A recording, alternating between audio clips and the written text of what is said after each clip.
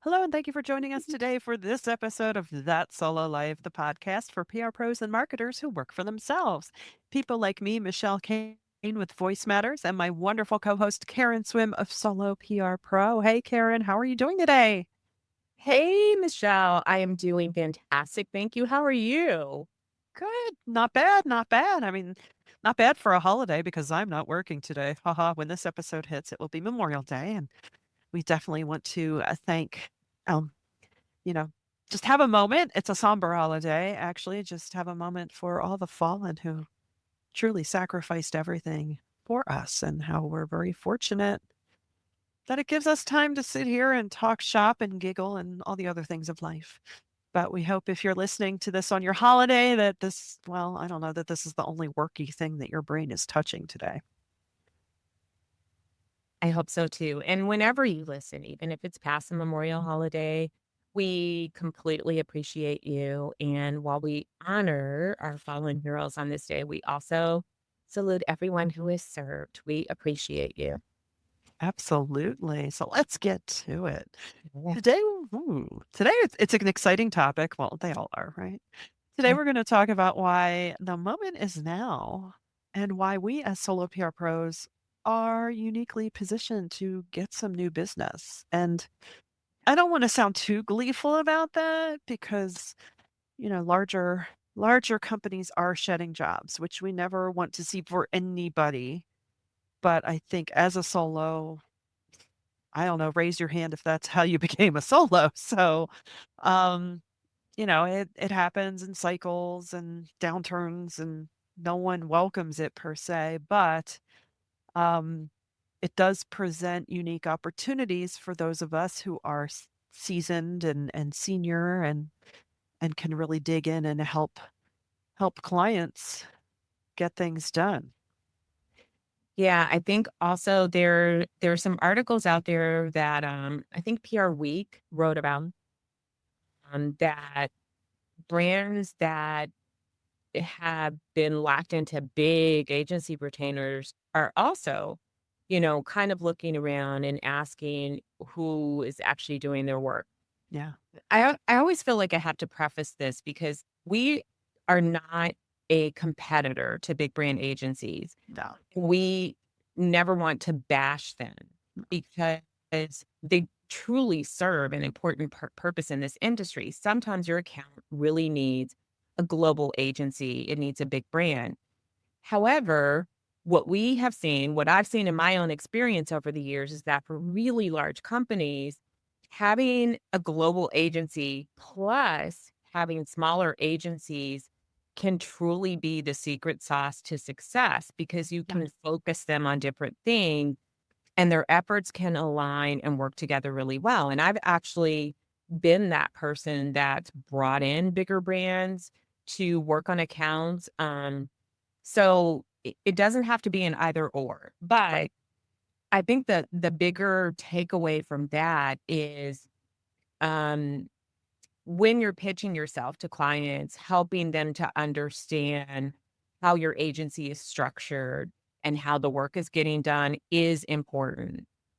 It's important, like for our agency, we're all senior led professionals, and we always say, we've been asked this, like, who does the work? We do. Like, there's no handoff. The people that you're talking to, the people that you're meeting with are the people who actually are doing the actual work and are accountable for that work. So if that's your story, be sure to tell that story. And I would say that even if that's not your story and you are the strategic lead and you're not going to be doing the hands-on work, clients do want to meet the people and know who's behind the work and understand that transparency. So I think be ready to tell your story and own it. How does work get Yeah. done in a company?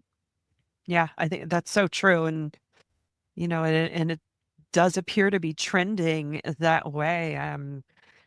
You know, your industry decision makers, the people you're working with, they're looking for things like consistency. Well, if it's always us, that's consistent. senior access, because let's face it, we want that same senior access with our clients, right? So it's almost a peer-to-peer situation. You're both been around a while in business. You know what's up. No one's really on so much of a learning curve in that space. And speed. No Yeah. that's like a solo.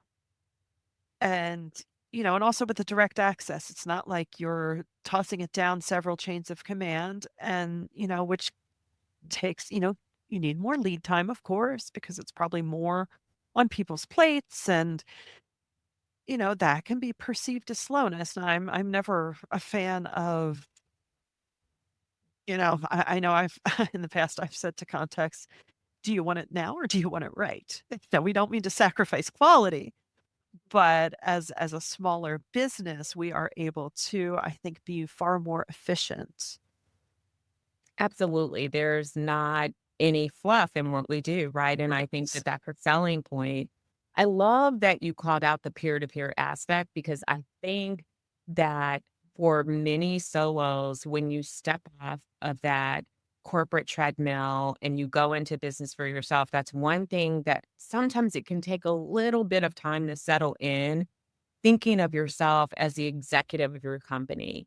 Um, and not just, adding the title founder or CEO, but really stepping into that role with confidence and understanding that when you're dealing with clients, it is a business to business relationship. You're a business, they're a business. You are not their employee.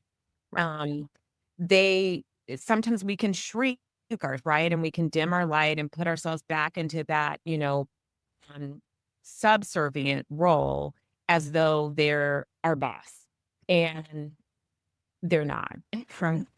They are hiring you for your expertise and advice, and you are an executive. And so I like that you said that. It's a good reminder. Yeah, well, it's because I need to remind myself so often, because, I'm depending on the size of the company, our peer CEOs come with all the trappings of the job, the large building, the assistants, the team, the people, and, here we are, we just put on pants for the day. Or skirt And dresses. yeah, exactly, and, I mean, your champions. yeah, and especially because I know one of my local chambers, they have what they call owners events, where if you're the owner and the lead of the company, you're invited, and, I'm in that room, and I sit there and I'm like, "Heck yeah, I am about it." A lot of it is that mental mind shift, which is, it for me, Yeah. it's not one and done, it's a constant reminder, because, service is our product, so yeah, it's definitely something we have to, um, consistently work on. But here's the exciting thing, how can you start to use this concept in your business development, right? Um, one way is check your LinkedIn profile, or check how you talk about yourself on your website, or everything you put out, your email signature. In fact, I'll look at mine after this. Lean into that get direct access with a seasoned professional, senior led business. Yeah. Um, develop a few talking points, hone your elevator pitch to reflect those selling points. Yeah, and here's another tip. We do this for clients, and I was reminded that I wasn't doing this for myself. So I want to pass that on because whenever I learn something, I'm excited to share it in case somebody else out there is like me. We, solos, I believe, are pretty savvy about GEO, generative engine optimization.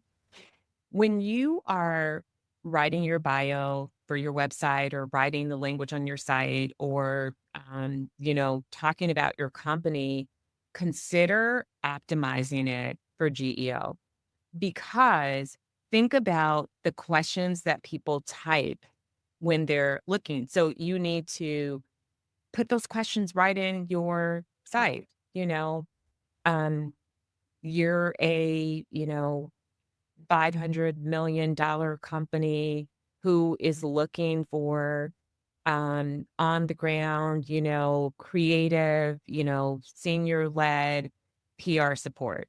That was really clunky, but you get my meaning. Like you put the questions as part of your copy that people are actually searching for because I do think it's important to not just, sometimes you're like, oh, do thought leadership, I'll do referrals, but you've got to push all the buttons. Yeah. And that means getting yourself surfaced in visibility because we know for a fact that it's not just the e-commerce world where people are shopping through multiple platforms and channels.